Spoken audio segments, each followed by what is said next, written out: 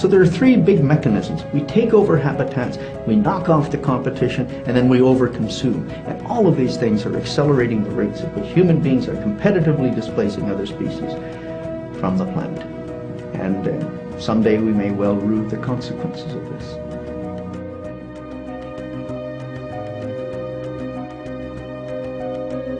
We become so numerous and so powerful that we're threatening the existence of all other life forms.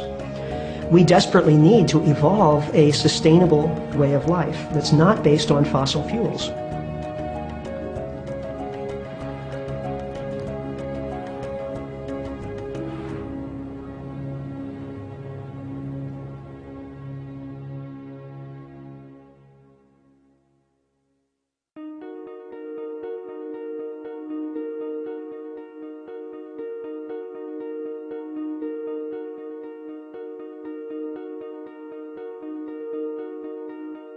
The United States in the 1950s was the world's largest producer of petroleum.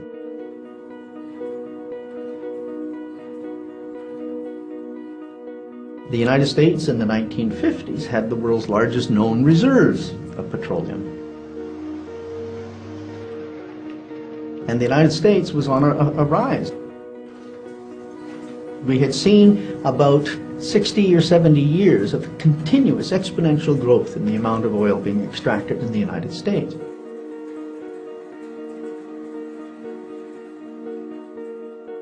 But in 1956, King Hubbert, then a petroleum geologist with Shell Oil, predicted that the United States would peak in its oil production by 1970.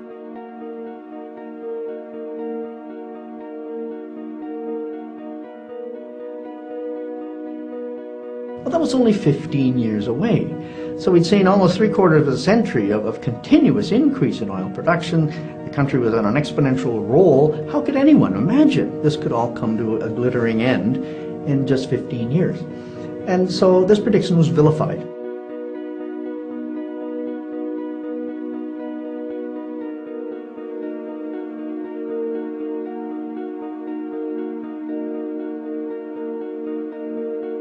I went to the Shell Research Lab and there met M. King Hubbert, who had just predicted that the U.S. oil production would peak in the early 1970s.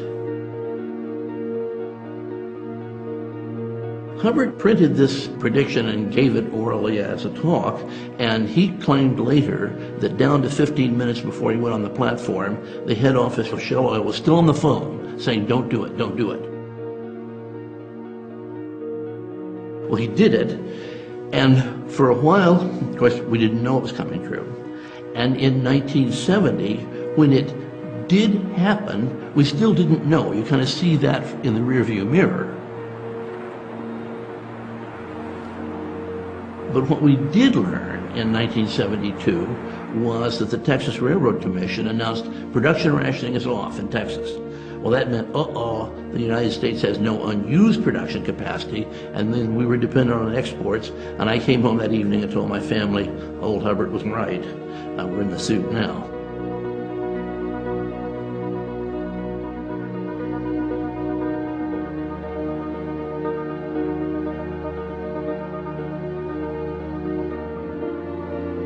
As it turns out, he was dead on.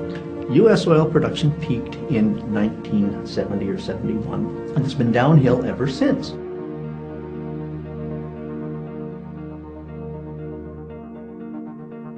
Oil discoveries in the U.S. had peaked in the 1930s.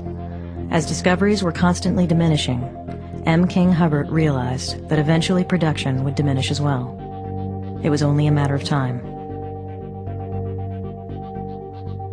Worldwide oil discoveries have followed a pattern similar to discovery rates in the United States.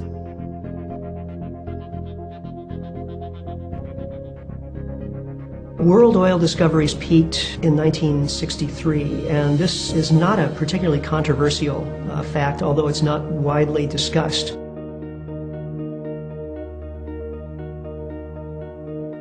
Actual discoveries have been declining dramatically for the past 40 years.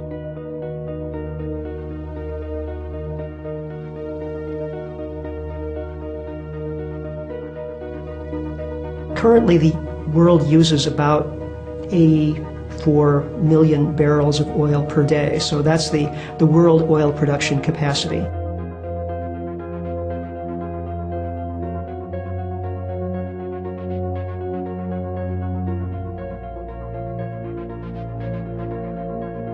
Because a number of countries are past their all-time oil production peaks, that means that their oil production is constantly diminishing.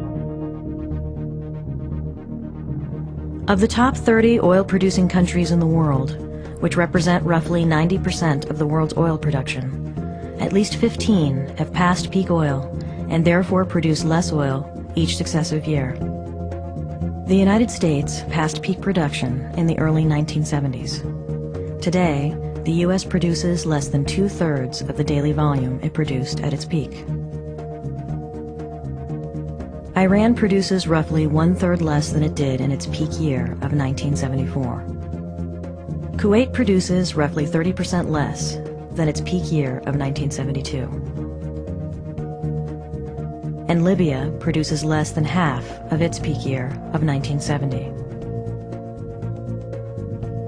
Russia, Oman, Venezuela, Norway, and 7 others have also passed their production peak. Between 2005 and 2010, we'll need about another 30 million barrels a day of new production capacity just to offset depletion. There's about 12.5 million barrels a day of new production capacity headed our way over the next 5 years. Now, clearly that's not going to be enough to make up for the 30 million barrels a day needed just to offset depletion, nor the extra maybe 8 to 10 million barrels a day needed in order to meet growing demand.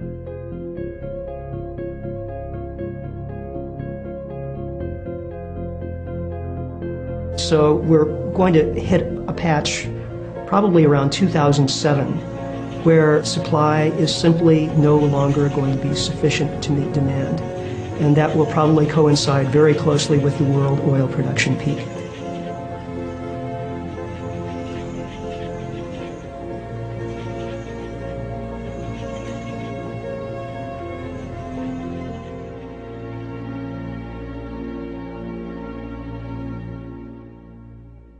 We've been following the peak oil debate very closely, and our group of geologists is very much involved.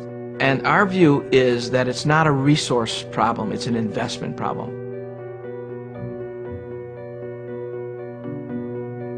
I have a long-running battle with economists. They think if you show up the cashier's cage with a big stack of currency, God will put some more oil in the ground.